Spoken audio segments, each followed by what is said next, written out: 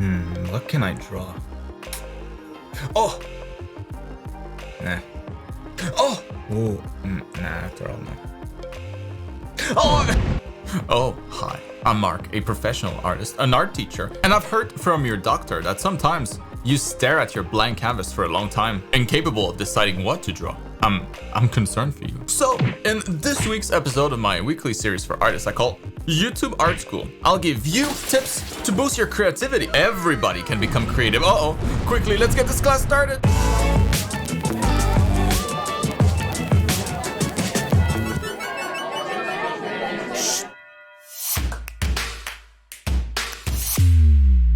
Alright, class is in session. Pay attention. Today we're going to cure your blank page syndrome. This happens to everyone at some point, right? You sit down to draw or paint, staring at your blank canvas, and then you keep staring. And then it's already 5 a.m. and you still haven't drawn anything yet. You might think the solution is to go take a cold shower while crying in a fetal position. For many things it might be, but not for this. No, this is normal in a way. We all have these experiences where creativity is just not there. Or rather, we think it's not. We're not able to tap into it. The good news is that creativity is a skill like any art skill. And skills can be developed with deliberate practice. In today's class, I'll give you a couple of pro tips that I've picked up over the years to help spark creativity. If you've always thought of yourself as a person who's not particularly creative, first of all, you need to get that out of your head. You hear me? If you keep telling yourself you're not this or that, your brain will believe it. That will become who you are. No thanks. Always think of skills, any skill, but in this case, always think of creativity as something that you're not good at yet. This word makes all the difference. Yet. So you should instead say, I'm not creative yet. I'm not good at art yet.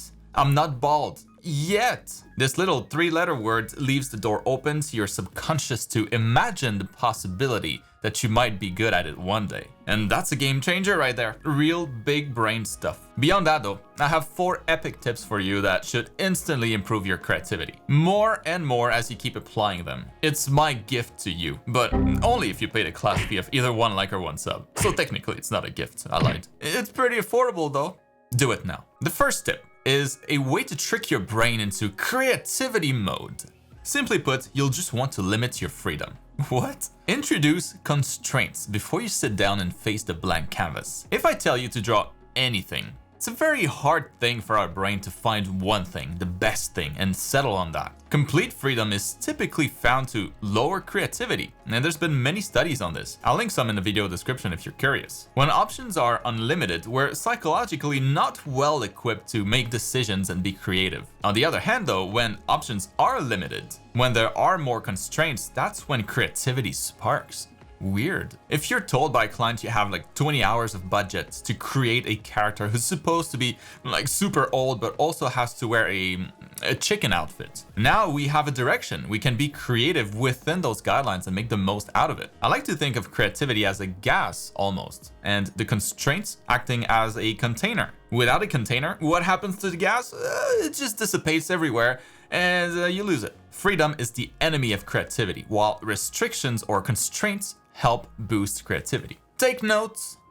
Now, that's good to know, I guess, but how do you even come up with constraints? My advice here, and it's something I've always pushed my students towards, is to work on projects. Projects are such a big help. It's almost crazy not to have one. It should be illegal. In the context of my art program, for example, I ask my students to work on creating a cohesive world and illustrate it through a number of pieces. It can be a small world or a big world, as long as everything within it makes some sense and is somewhat connected. I'll give you the example that I personally went for. That was my Chroma Island project, where I worked, and still am working, on a single island and all the different tribes and creatures living on it. The project is a mix of character art, but also environments to illustrate different areas of the island where those creatures live. And that's the stuff you see in the background here. And by the way, since we finally reached 1 million subscribers, I'll say it again, I'm running a huge sale on my complete art education program from home, Art School for Digital Artists. Use the coupon in the video description to save a big chunk on the total price until the end of the month only. Our little community of artists is also closing in on 10,000 students, so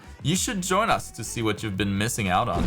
plug aside, the second you get started on a project, you now have the whole thing to plan out. That's your constraint. In my case, I was planning 7 different tribes of people, each representing a different color, with each their individual characteristics and lifestyles. Whatever, it could be anything. Projects are super fun to think about. They don't require you to draw anything at first during the planning stage, and once you do get started, you'll have the next 3, 4, 5, 10 drawings already planned out. No more sitting at your desk looking at a blank canvas. You know exactly what's coming up next. You have stuff to work on already. Still though, at the beginning of the video I said creativity is a skill and anybody can learn skills. You just gotta know or figure out what to focus on to improve at it. Here's how you get better at being creative. First, you study art from reference. If you don't know how to do that, I have a popular class dedicated to the topic. I'll link down below. Check it out. But once you get familiar with a particular subject, let's say you're practicing drawing anatomy from reference, you can start little by little introducing small edits of your own. At first, it might be as little as just drawing a model from reference and changing like the ears to pointy elf ears. Or maybe making the model's hair a bit longer than the reference. Small stuff. But as you build confidence, making small edits that way, you'll start to feel like you can change maybe a little more. Maybe change the position of one arm, diverge from the reference by defining the muscles a little bit more, maybe changing the haircut completely. With more practice, you might find yourself changing the pose, changing the face completely, changing the lighting, and more and more. It won't be too long until you're able to take 2 different references and take bits from each, resulting in some sort of hybrid, a new idea, and that's your creativity you're training. Combining different things and developing your visual library in a process is exactly what will make it easier for you to come up with new ideas. Creativity is simply your ability to combine ideas that already exist, to create interesting hybrids out of all the things that you already know. Like any skill, you go at it consistently, little by little, increasing the difficulty as you get used to the challenge. And the last tip is to focus on the process. Boring. Except it's not. Process is, in a way, similar to limiting your freedom. It forces you down a path that's laid out for you. But like we saw at the beginning of the class, that's a great way to spark creativity. What I'm talking about here specifically though is the creative process. What the heck is that? The creative process represents 4 stages of creativity, and it goes like this: preparation, incubation, illumination, and verification. The first stage, preparation, is like your initial planning for whatever project you're about to tackle, big or small. If it's a drawing of a character, for example, at this stage, you're laying down the constraints that you'll be working around. Like it has to be like a male character or of whatever age. You figure out the background story for the character and then the context in which you're trying to draw it. You're trying to figure out what the requirements for the projects are. Can you make him fit maybe within the world of a previous character you've drawn before, so you have some context? What kind of style are you going for? This is when you gather references and understand what kind of problem you're trying to solve. Very important stage to avoid staring at a blank canvas for hours. Incubation is the second stage. This is where you let it all brew in your mind. You stop thinking about it and you go do something else that's unrelated, preferably something that doesn't require you to focus on anything. It can be quick or it can be long. It can be just to go get a snack or take a nap, go to the gym to lose some fat, going to walk your pet turtle, even moving on to the preparation stage of a new project maybe. You just have to disconnect from your current project for a little while. Let your subconscious take over. Illumination is the third stage. That's when you get those flashes of ideas in your mind. Maybe you just thought about a cool shape for your character's shield or a cool design for his mask. Maybe you saw a movie and it gave you an idea for the shape of his weapon. Whatever it is. Again, this process can happen very quickly if you're used to going through these stages a lot, or it can take a little longer. And then verification is the final step. That's when you go back to your desk or just whip out your sketch pad and try drawing, sculpting, or painting what you just thought about. Whatever your medium is, you test out the idea you had in your illumination stage. Verify that that idea you had actually looks cool once you put it down on paper. If it turns out that it sucks, then you restart the process from the first stage. There is a recipe for creativity, and this is it. Be mindful of which stage of the creative process you're at and approach it using all the other tips we covered today. Introduce constraints for your creative projects, work on actual projects, aka series of multiple pieces, and practice leveling up your creativity more and more by copying references first, then combining references and ideas as you build confidence in your skill.